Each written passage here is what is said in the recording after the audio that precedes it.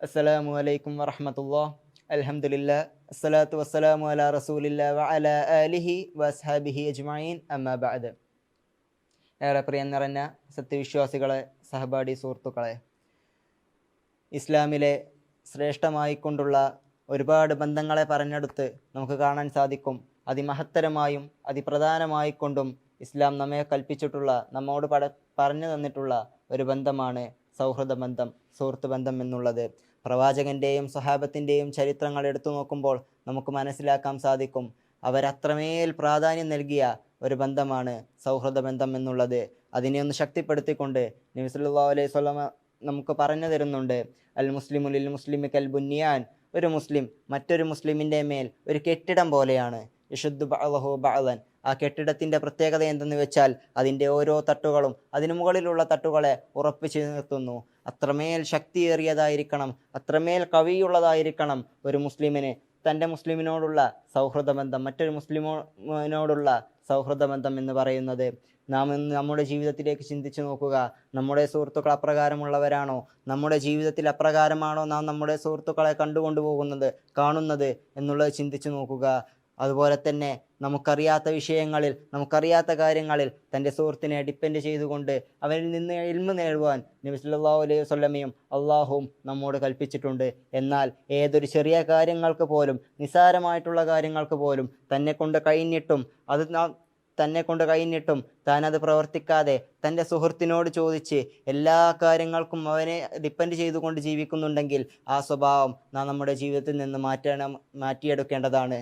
കാരണം അള്ളാഹു കോടാനുകോടി മനുഷ്യരെക്കാൾ ഭംഗിയുള്ള, മനുഷ്യരെക്കാൾ കഴിവുള്ള, മനുഷ്യരെക്കാൾ വേഗതയുള്ള, ശക്തിയുള്ള കോടാനുകോടി വേറെ ജീവജാലങ്ങളെ സൃഷ്ടിച്ചിട്ടും അള്ളാഹു ഖുർആനിലൂടെ പറഞ്ഞത് ലഖദ് ഖലഖനൽ ഇൻസാന ഫീ അഹ്സനി തഖ്വീം. മനുഷ്യരെ നാം സൃഷ്ടിച്ചിട്ടുള്ളത് ഏറ്റവും നല്ല ഘടനയോടുകൂടിയാണ്. അത് പറയാൻ കാരണം മറ്റുള്ള കോടാനുകോടി സൃഷ്ടികൾക്കൊന്നും നൽകാത്ത ചിന്തിക്കാനും വിവേകബുദ്ധിയും അള്ളാഹു നൽകിയത് മനുഷ്യന് മാത്രമാണ്. ആ ചിന്ത നാം ഉപയോഗിക്കുന്നില്ല എന്നുണ്ടെങ്കിൽ നാളെ അതിനു മറുപടി അള്ളാഹുവിൻ്റെ അടുക്കൽ നാം പറയേണ്ടി വരും എന്നുള്ളത് നാം ഓരോരുത്തരും മനസ്സിലാക്കുക.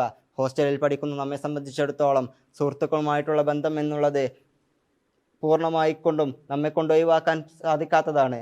ആ സമയങ്ങളിൽ തൻ്റെ സുഹൃത്തിനെ സന്തോഷപ്പെടുത്തുവാൻ വേണ്ടിയും അവനെ തൃപ്തിപ്പെടുത്തുവാൻ വേണ്ടിയും അവനിൽ നമ്മോടുള്ള ഇഷ്ടം അധികരിപ്പിക്കുവാൻ വേണ്ടിയും നാം പല മോശമായ വാക്കുകളും പല മോശമായ പ്രവൃത്തികളും ചെയ്യുന്നുണ്ടെങ്കിൽ ഓർക്കുക, അള്ളാഹു പറയുന്നുണ്ട്, അല്ലഹില്ലാഉ യൗമഇദിൻ ബഅ്ളുഹും ലിബഅ്ളിൻ അദുവ്. നാളെ അന്ത്യനാളോടടുക്കുമ്പോൾ, നാളെ പരലോകത്തെത്തുമ്പോൾ നിങ്ങളുടെ ഇന്ന് ഈ ഇഹലോകത്ത് നിങ്ങൾക്ക് കൂട്ടുകാരായിക്കൊണ്ട് നിലനിന്ന നിന്റെ സുഹൃത്തുക്കൾ നാളെ നിനക്ക് നിന്റെ ശത്രുവായിക്കൊണ്ട് അള്ളാഹുവിന് മുന്നിൽ കടന്നു വരുന്നതാണ്.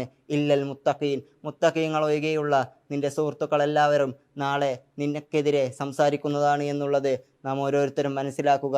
അതുകൊണ്ട് ഒഹദ്ദിസു ജമാൽ ഔ തജമ്മൽ ബിസ്സുഖൂത്ത്. നീ സംസാരിക്കുകയാണെങ്കിൽ ഭംഗിയുള്ളത് സംസാരിക്കുക.